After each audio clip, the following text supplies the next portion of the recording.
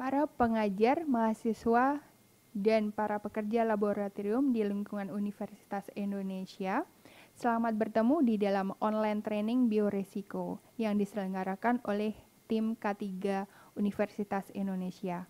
Perkenankan saya memperkenalkan diri saya. Nama saya Arum Naruni. Saat ini saya bekerja di Pusat Riset Virologi dan Kanker Patobiologi, Fakultas Kedokteran Universitas Indonesia, Rumah Sakit Cipto Mangunkusumo, Jakarta yang berada di Salemba, Jakarta Pusat. Baiklah, marilah kita memulai online training biorisiko kali ini. Training ini dibagi menjadi 4 bagian, yaitu pendahuluan yang terdiri dari biohazard, biosafety, biosecurity, dan biorisiko. Kita akan belajar tentang definisi dari masing-masing tersebut di atas.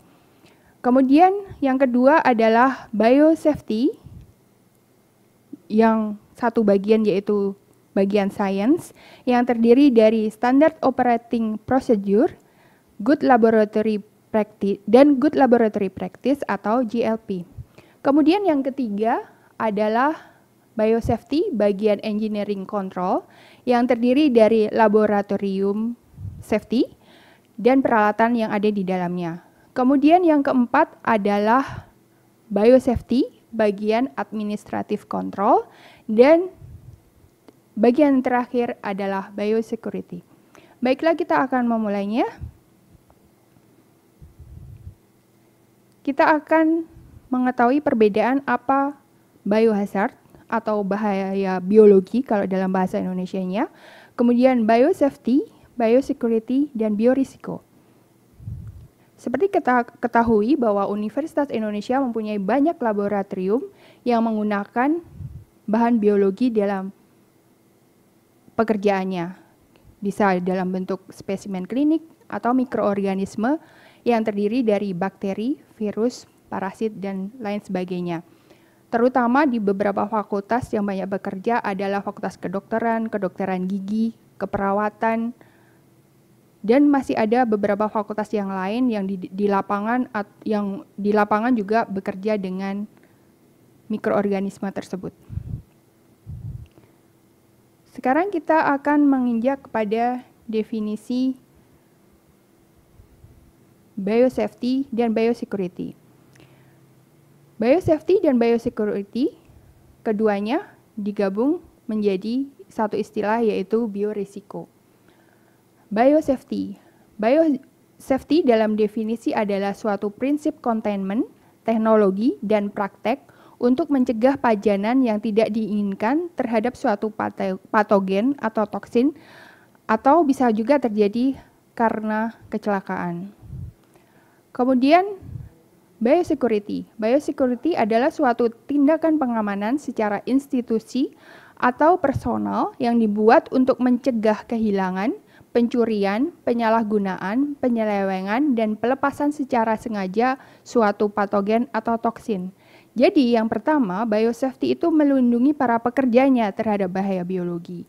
Kemudian yang kedua, biosecurity adalah melindungi bahan-bahan biologi tersebut dari orang yang bermaksud menyalahgunakan bahan biologi tersebut. Baiklah, kita akan memulai dengan definisi bahaya biologi atau biohazard. Jadi biohazard adalah suatu agen yang sudah diketahui atau diduga menyebabkan penyakit baik pada manusia, hewan, atau tanaman. Apa saja biohazard itu?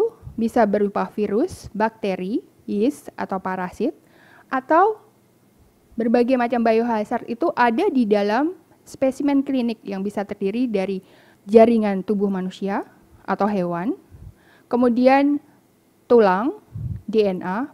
Sekarang sedang banyak penelitian atau eksperimen menggunakan DNA ini, dan banyak juga yang sudah mencoba bagaimana merekayasa suatu DNA.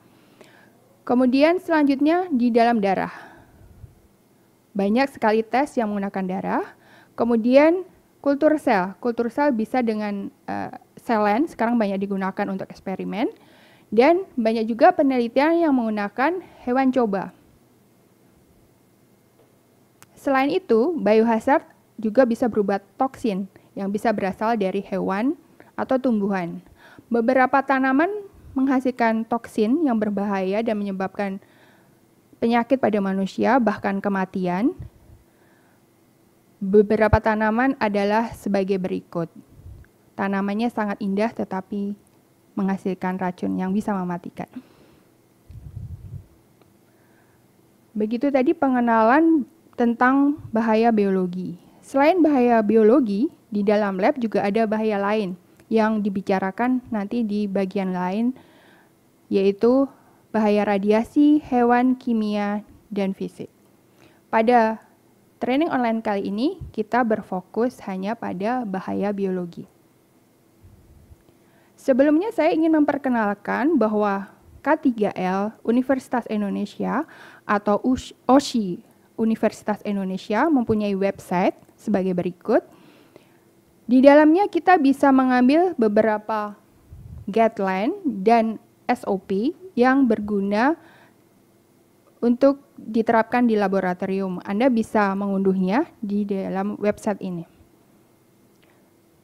Saya juga ingin memperkenalkan struktur organisasi OSHI UI Universitas Indonesia yang di dalamnya ada tentang laboratorium yang terdiri dari chemical safety, biological safety, dan physical safety. Kita ada di biological safety. Demikian bagian pertama dari kursus online bioresiko kali ini.